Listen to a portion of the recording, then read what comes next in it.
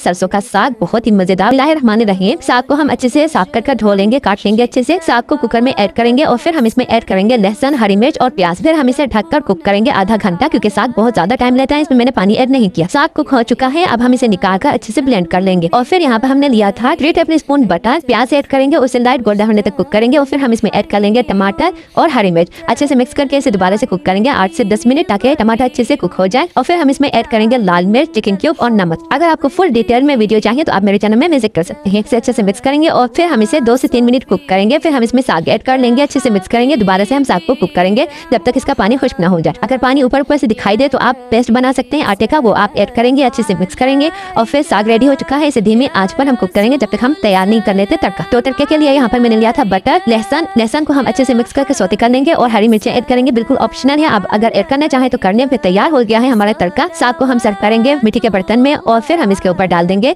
तड़का।